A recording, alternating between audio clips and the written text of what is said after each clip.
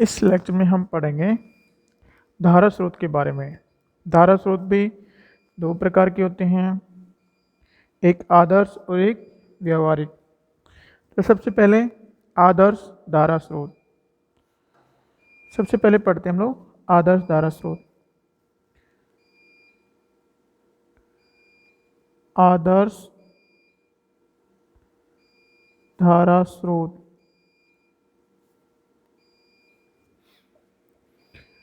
Ideal current source.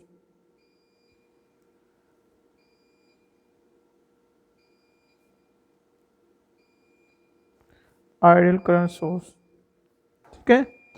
तो इसको हम जान लेते क्या है ये। वह धारा स्रोत वह धारा स्रोत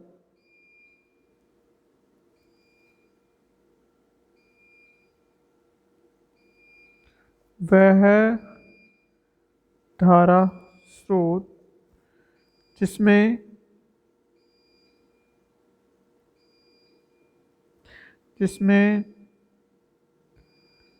अनंत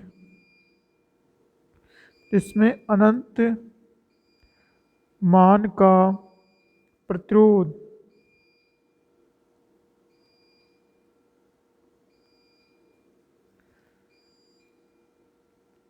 समांतर क्रम में लगा हुआ माना जा सकता है। आदर्श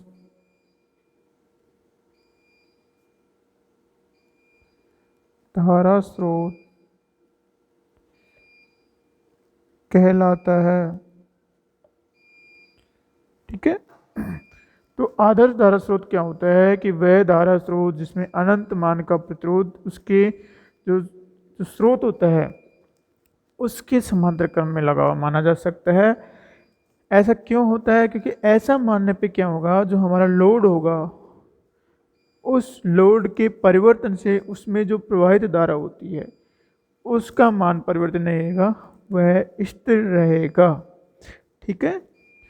तो आदर्श धारा स्रोत आदर्श धारा स्रोत आदर्श धारा स्रोत से किसी बाह्य लोड के मान में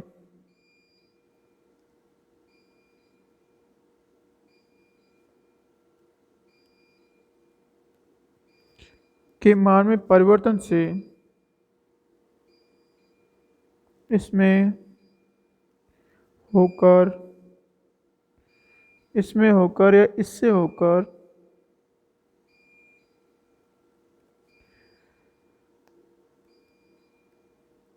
होकर प्रवाहित धारा का मान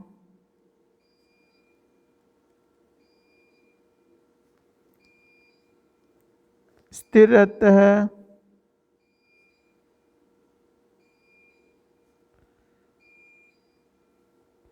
अर्थात अपरिवर्तित रहता है, ठीक है। तो ये धारा स्रोत की विशेषता होती है।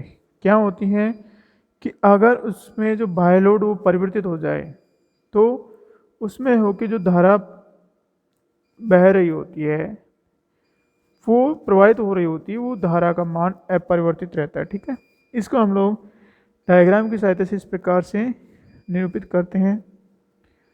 जैसे ये हमारा धारा स्रोत है। धारा स्रोत को हम लोग इस तरह से निरूपित करते हैं, ओके। और इसके बाह्य सिरों पर इसके बाह्य सिरे हैं ए और बी। इसके बाह्य सिरों पे कोई लोड प्रतिबाधा ZL जुड़ी हुई है।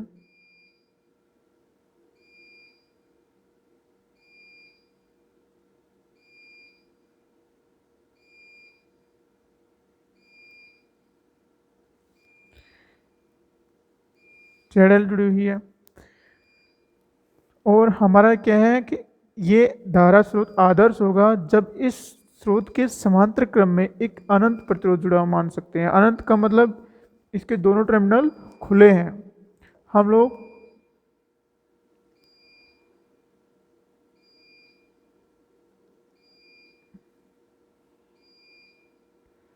निरूपित करने के लिए यहाँ पे Z इन्फिनिट जोड़ देते हैं।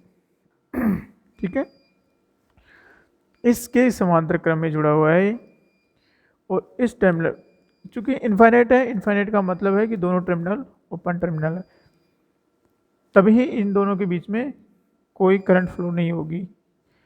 इन्फिनिट का मतलब इससे यहाँ की ओर या इधर से इधर किसी प्रकार का कोई चार्ज फ्लो नहीं है, इसका मतलब दोनों ओपन है। लेकिन हमने निरूपित करने के लिए यहाँ पे Z इन्फिनिट लगा दिया। ओके, तो ये हमारा आदर्श धारा स्रोत होगा और इससे जो हमारी करंट फ्लो होगी, जो धारा प्रवाहित होगी आई, वो इसमें हो के जैसे इसमें हो के IL प्रवाहित हो रही है, IL, तो ये IL इसके मान में परिवर्तन से ये IL परिवर्तित नहीं होती है, IL ही प्रवाहित होगी। ठीक है, तो इसको हम लोग कहेंगे आदर्श धारा स्रोत। आदर्श धारा स्रोत, ओके, आइडियल करंट सोर्स। यहाँ पे हम लोग इसकी IL की वैल्यू याद करने के लिए क्या करेंगे, Z equal to Z total. ठीक है, Z टोटल कितना होगा, हमारा Z टोटल होगा, क्योंकि दोनों समांतर क्रम में है, तो ये Z infinite ZL divide by Z infinite plus ZL होगा। और फिर ये करंट कितनी आएगी हमारी I, ये हमारी I कितनी आएगी, I इक्वल टू, ये हमारा EG है, ये हमारा जैसे इसकी धारा स्रोत है I, इससे I करंट प्रवाहित हो रही है। लेकिन अगर इसमें हम लोग वोल्टता माने, अगर वोल्टता हमारी EG हो, ओके, वोल्टता हमारी EG हो, तो I कितनी होगी, EG divide by ZT। Okay, और हम लोग I इक्वल टू यहाँ पे EG में हम लोग इसको भाग देंगे, तो हमारे Z infinite plus ZL divide by Z infinite ZL times EG। Okay, ये हमारी I होगी। और क्योंकि ये हमारा लोड और ये दोनों समांतर क्रम में, इसमें अगर IL करंट धारा प्रवाहित हो रही है, तो इसके सिरों पे जो विभवांतर होगा वो उतना ही होगा जितना EG के बराबर होगा। ठीक है, तो हम लोग इससे ज्ञात कर सकते हैं कि इसके सिरों पे विभवांतर कितना होगा, एक तो I टाइम ZT, और दूसरा जैसे यहाँ पे IL है तो ये होगा हमारा IL टाइम ZL। इसमें जो करंट प्रवाहित हो रही है उससे इसके सिरों पे विभवांतर उतना ही होगा जितना टोटल जो हमारा जो प्रतिबाधा है उसमें से होके जो I करंट प्रवाहित हो रही है। I times ZT equal to IL time ZL। यहाँ से हम लोग IL ज्ञात कर लेंगे, IL equal to ZT divide by ZL times I। Okay, फिर यहाँ से हम लोग यहाँ पे हम लोग इसकी वैल्यू रखेंगे IG की। यहाँ पे हमारा सिर्फ जेड टी की वैल्यू रखेंगे इसकी, आर जी की नहीं रखेंगे, जेड टी की वैल्यू रखेंगे। तो ये जेड टी की वैल्यू है, तो हम लोग जेड टी की वैल्यू क्या रखेंगे, Z infinite Z L divide by Z infinite plus Z L times I divide by Z L. क्या हमारी आई एल कितनी आएगी, आई एल आएगी Z infinite divide by Z infinite plus Z L times आई। ठीक है,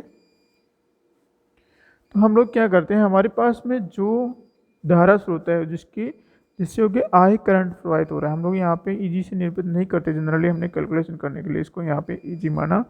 लेकिन हमारे पास में ऐसा धारा स्रोत है जिससे आई करंट जिससे प्रवाहित निर्गत धारा आई है।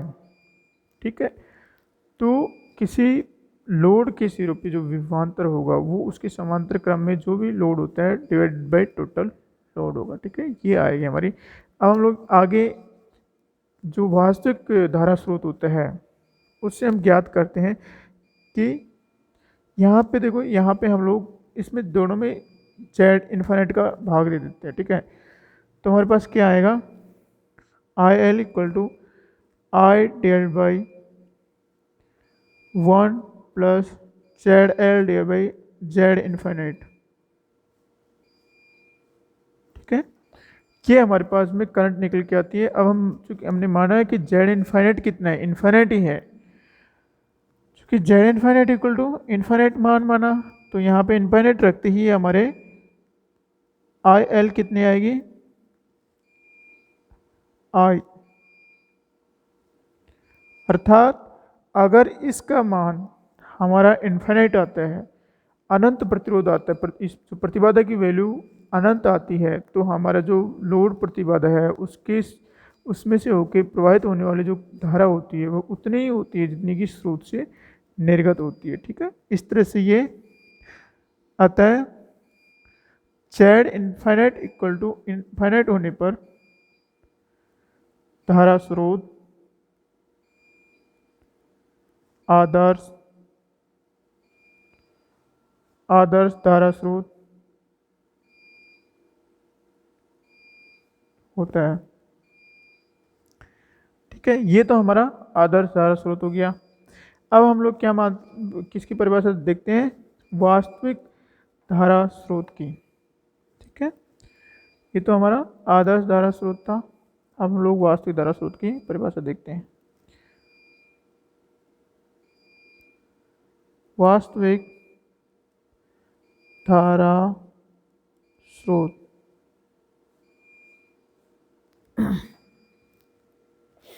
ऐसा धारा स्रोत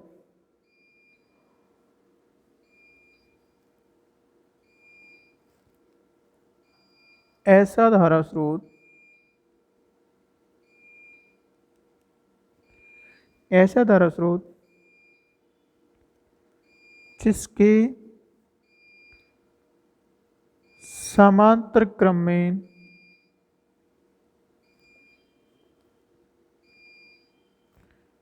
अनंत मान का प्रतिरोध या प्रतिबाधा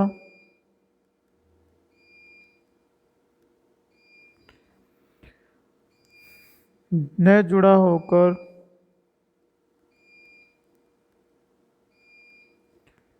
एक परिमित मान का प्रतिरोध जुड़ा हो।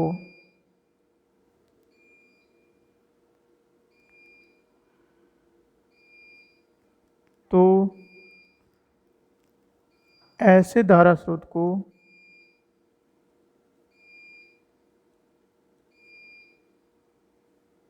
हम वास्तविक या व्यावहारिक धारा स्रोत कहते हैं। ठीक है, तो वास्तव में ये व्यवहार में क्या होता है कि इसके जो समांतर क्रम में धारा स्रोत है उसके समांतर क्रम में अनंत मान के बजाय एक परिमित मान का प्रतिरोध इसके समांतर क्रम में जुड़ा होता है।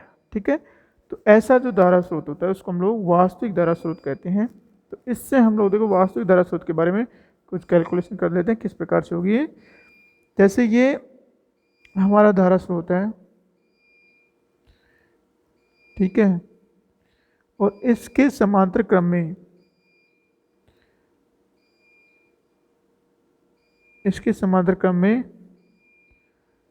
जेड इंटरनल एक परिमित मान का है, ठीक है, प्रतिरोध है या प्रतिबाधा है, और फिर हम लोग यहाँ पे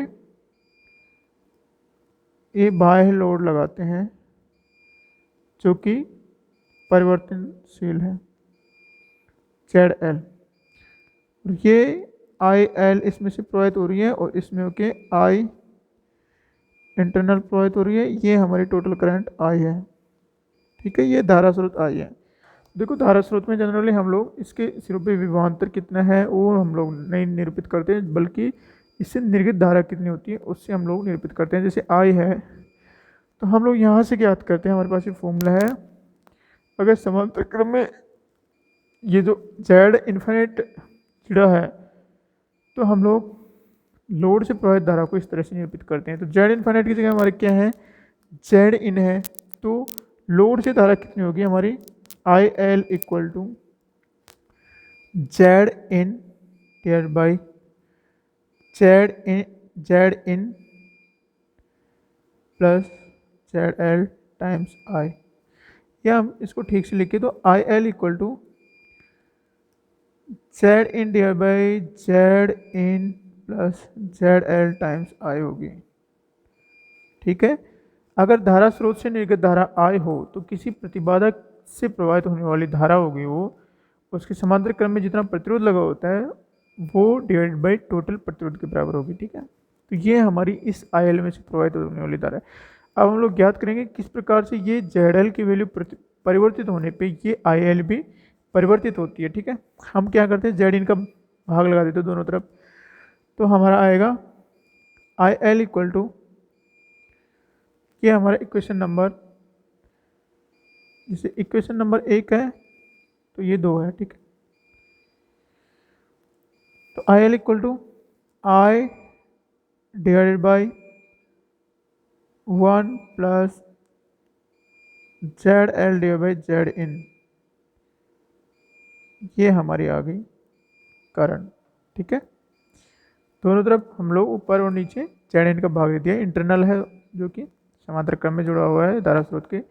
अब हम लोग क्या करते हैं, जेड एल चूँकि ये परिमित मान का है, अब जेड एल की वैल्यू रखते हैं 2 टाइम जेड इन रख के देखते हैं क्या आता है। ठीक है, यहाँ पे हम लोग चेक करते हैं कि वास्तव में ये जेड एल की वैल्यू परिवर्तित होने पे आई एल परिवर्तित होती है कि नहीं होती है। ठीक है, लेट माना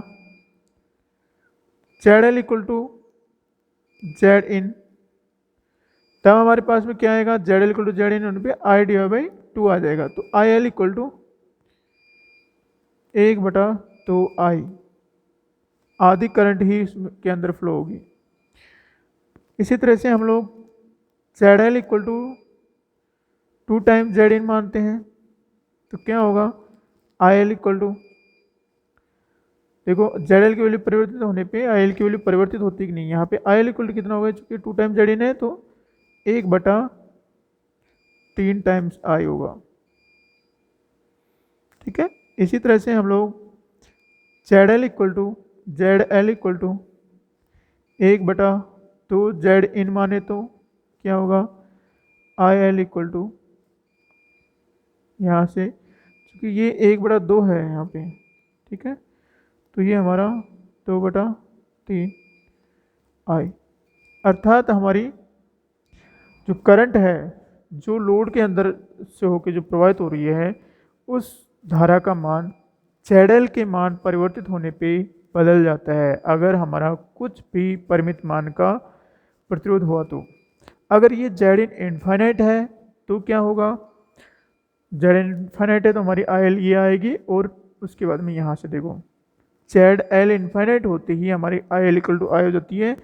चाहे जेड एल का मान आप कितना भी रखो उससे कोई फर्क नहीं पड़ता है। तो ये हमारा वो आदर्श धारा स्रोत है। आदर्श धारा स्रोत का मतलब जिससे निर्गत होने वाली धारा का मान लोड के बदल जाने पे बदलता नहीं है, एकदम नियत रहता है, आई एल नियत रहता है। ठीक है। और वास्तविकता क्या है? वास्तविकता ये है कि धारा स्रोत के समांतर क्रम में कुछ न कुछ प्रतिरोध अवश्य लगा होता है। उस प्रतिरोध के कारण, चूंकि इसका मान परिमित होता है, तो इस प्रतिरोध के कारण जैसे जैसे हमारा जेड एल बदलता है वैसे वैसे जेड एल से प्रभावित होने वाली धारा का मान बदलता रहता है, और वास्तव में ऐसा ही होता है। अतः ऐसे धारा स्रोत को हम लोग वास्तविक धारा स्रोत कहते हैं। ठीक है।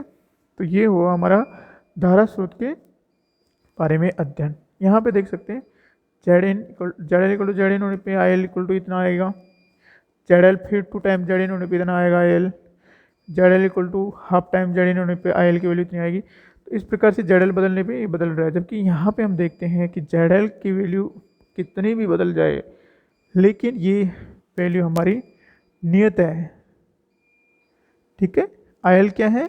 नियत है, फिक्स है, तो बदलती नहीं है। तो ऐसा धारा स्रोत हमारा आदर्श धारा स्रोत कहलाता है और ऐसा धारा स्रोत हमारा वास्तविक धारा स्रोत कहलाता है। तो ये हमारा लेक्चर हो गया आदर्श धारा स्रोत के बारे में, और इससे पहले का लेक्चर था आदर्श वोल्टता स्रोत, वास्तविक वोल्टता स्रोत, और ये है हमारा आदर्श धारा स्रोत और वास्तविक धारा स्रोत। अब हम लोग नेक्स्ट लेक्चर में किरचॉफ या किरचॉफ के नियम पढ़ेंगे, जो जालों को समझने के लिए उससे निर्गत वोल्टता, उसकी शाखा, किसी विशिष्ट शाखा या किसी भी शाखा से प्रभावित होने वाली धारा, किसी भी नोड पर विभवांतर की वैल्यू अत्यधिक ज्ञात करने के लिए हमारे लिए बहुत ही महत्वपूर्ण होगी। तो उनको हम लोग अगले लेक्चर में ज्ञात करेंगे। ठीक है। Thank you.